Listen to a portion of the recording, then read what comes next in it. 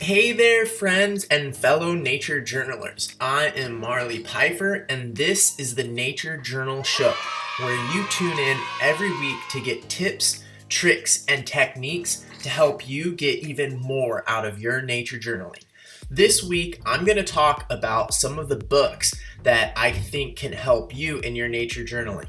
And as many of you know, there aren't that many books out there specifically about nature journaling. So I'm actually going to review two books that are not nature journaling books that have many good ideas that we can use in our nature journaling.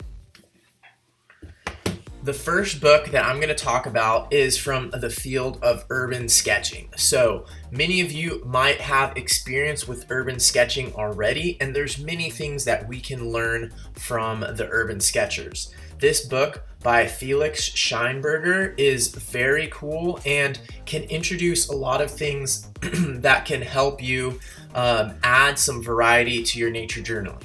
One thing this book does a good job of also that's really fun is it describes a lot about how watercolors are made and where the pigments come from, so a little bit of history. It also has some really interesting concepts about how to go about quick sketching. So this book will also do a really good job of showing you how relaxed you can be about accuracy of depiction. So for example, this house here, you can see there's a lot of sort of abstraction, and these figures here the focus is not completely on accuracy. So sometimes having a book like this, you can look at something like this before you go out in the field, and if you're not feeling comfortable with the perfection of the accuracy of your drawings, you can look at a book like this and get inspiration about how you can still draw things in a way that is powerful and conveys a lot of information.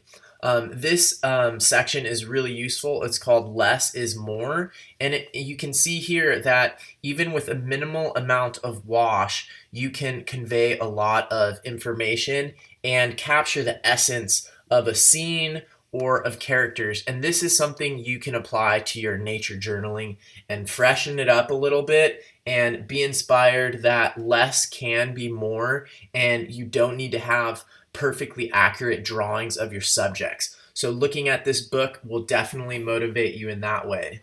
Another great section that I liked here that's a little bit more on the philosophical side is the author talks about priorities and how in any given painting you have to make decisions about what are the priorities and what things are less important in that painting. And that actually gives a lot of the power to a painting, and your viewer will recognize that. This is even more important in nature journaling than in urban sketching. So that is one book called Urban Watercolor Sketching by Felix Scheinberger. I highly recommend it for all nature journalers to get outside the box a little bit. And another one that I just found that is really amazing and I'm still going through is this Drawing Ideas by Mark Baskinger and William Bardell. This is a book that I borrowed from my friends Akshay and Gargi, and it was recommended to them by JP from the Nature Journal Club.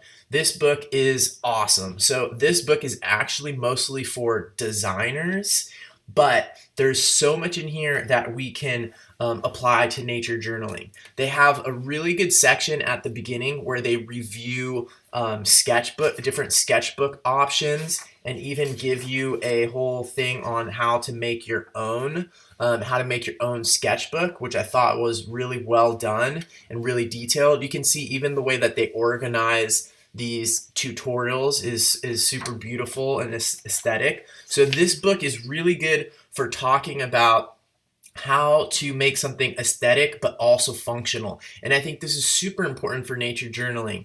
How can you make your page convey the information that you want in the best way possible? So one thing, for example, that they did an amazing job of is talking about arrows. Now, Jack does this in his book. There is a section on arrows in here that is really good, and these people go into it in even more depth. So they talk about different types of arrows, and one thing that I realized from this that I've been mixing up in my journaling is they make a distinction between detail arrows and action arrows. And what I realized is in my nature journaling, I use the same looking arrows for action and for detail. So for example, even on the sticky note right here, this is what they would consider an action arrow. So for showing movement, such as in this diagram here, they're using action arrows to show how this shirt goes from the washing machine into the dryer. Now, what I realized in looking through my sketches is I use this for action, but I also use it for pointing out details. So for example, if this were a diagram in my nature journal right here, I would use this arrow and point to the head and then say, this head has interesting horns growing on it or something like that. So now from this book, what I've realized is these would be probably a better type of arrow for showing details, or to at least have a visual vocabulary that separates those two types of arrows. That's just one thing that I learned in like 20 seconds from this book that has huge application to my nature journaling. Another thing I really like about this book is they do these really cool lists. So this is the top 10 tips for effective seeing. This is something that we can totally apply to nature journaling because it's about observation. And they have several times in this book, they have these lists. And this is so good. Like, identify cause and effect. How do some things result from or impact others? That is exactly something that we would do in nature journaling. And there's multiple examples in this book of that. Love that. Super actionable. And they also make this distinction between drawing to explain your ideas to others. So they have a whole chapter on that. They have a chapter on drawing to learn for yourself or to work out ideas for yourself. And they make distinctions between those two. And I think a lot of times we conflate those in our nature journaling. We know that our nature journaling helps us learn about things and observe more. And we know that other people are going to look at it. But sometimes we don't think about how those two things have slightly different needs. So this book goes into that really well. Super cool. And then another thing, I'm just going to list one more thing that I really like from this book, and that is they talk about a narrative storytelling and sort of the flow of your eyes on the page. And they use this vocabulary that I was unaware of up until now, which is landmarks, waypoints, and way lines. So this blue line and the blue words shows you how your eyes would move on this piece. And the way line is sort of the movement your eyes follow. The landmark is where your eyes come to first, and then waypoints are these stops along the way on that path.